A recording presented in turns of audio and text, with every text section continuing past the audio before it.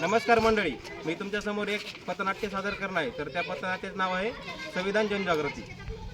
हम लोगों को समस्त को तो समझो दिलबर जानी, संविधान पर राष्ट्र बात है हमें मानी, ये सारे धर्म यहाँ पर ना किसी मनमानी, मुंह में बोली अंग्रेजी है दिल में प्यार देसी, हमें हिंदुस्तानी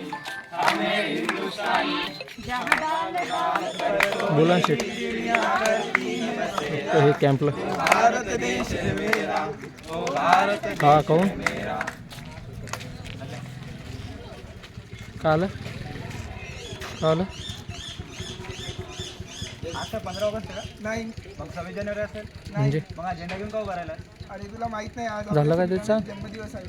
गौरव दिवस आहे. मी मुख्यमंत्रीचा जन्मदिवस ऐकला आहे, पंतप्रधानचा जन्मदिवस ऐकला आहे, सलमान शाहरुखचा जन्मदिवस आहे, आपल्या यश अब्बरचा जन्मदिवस ऐकला आहे, पण हा संविधानचा जन्मदिवस काय आहे? पण हे संविधान असलं तरी काय? ज्या प्रकारे आपण सन्मान आणि स्वातंत्र्य जगत आहोत ते सगळं कशासाठी? संविधानामुळे. बघितलं 75 वर्ष झाली आपल्या देशाला स्वातंत्र्य मिळून, पण संविधान कोणी वाचलंच नाही. नाही वाचलं. काय आपण संविधान वाचलं? नाही वाचलं. बघितलं कोणीच वाचलं नाही संविधान. शेवटी संविधानाने आपल्याला दिली तरी काय? अरे संविधानाने तर आपल्याला समानता, बंधुता, न्याय अशा मौलिक प्रकारचे अधिकार दिले. अरे संविधानाने आपल्याला दिलं काय? समता, समानता, बंधुता, न्याय यासारखे मौलिक अधिकार दिले आहेत. अरे संविधानाने आपल्याला दिलं काय? समता, समानता, बंधुता, न्याय सारखे अधिक अधिकार दिले आहेत.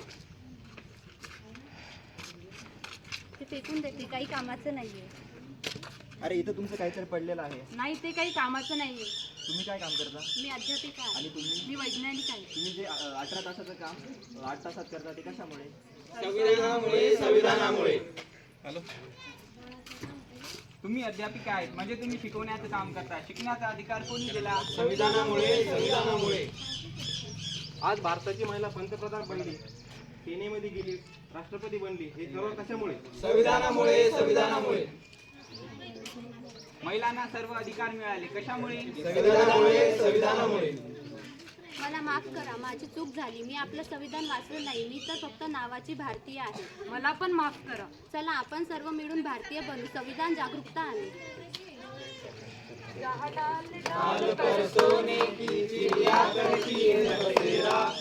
भारत देश है मेरा, ओ भारत देश है मेरा, जहाँ सत्य अहिंसा और धर्म का पग लगता है मेरा, भारत